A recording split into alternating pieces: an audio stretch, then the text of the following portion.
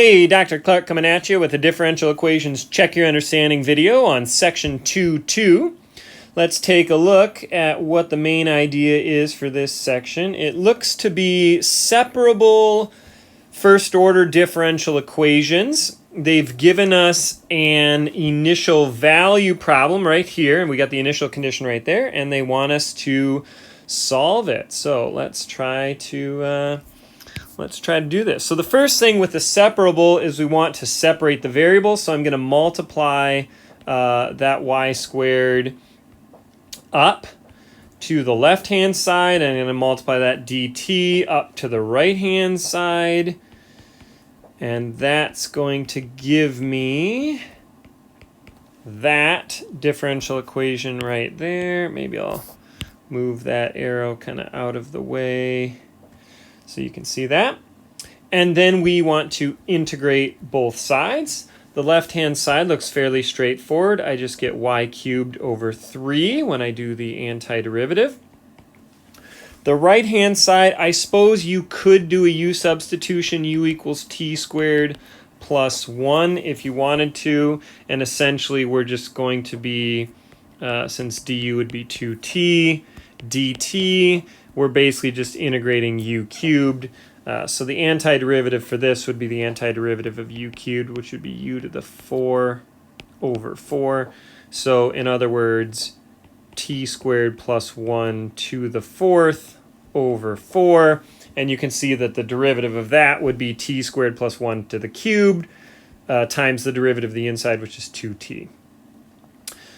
Plus c. And then I want to solve that for y. So y cubed is going to equal 3/4 of t squared plus 1 to the 4 plus c. 3 times c is basically the same as c, so we're just going to keep the c as c. And then we will cube root to get y by itself, and I'm going to write it as a function y of t. You could write it as a cube root or the 1/3 power. I guess I'll write it as a 1/3 power. 3/4 t squared plus 1 to the 4 plus c. A very common mistake would be to not put the c in parentheses with the rest when you take the cube root. You have to cube root the whole quantity together, and a lot of people will basically say that the cube root of a sum is the sum of the cube roots, and that is not true. So hopefully you didn't make that mistake. This is what I would call the general solution here.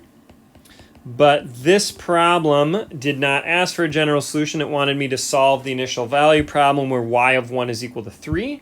So let's plug in y of 1. And that should equal 3. That's when t is equal to 1. So 3/4, 1 squared is 1, plus c cube rooted. 1 plus 1 is 2. 2 to the 4th power is 16.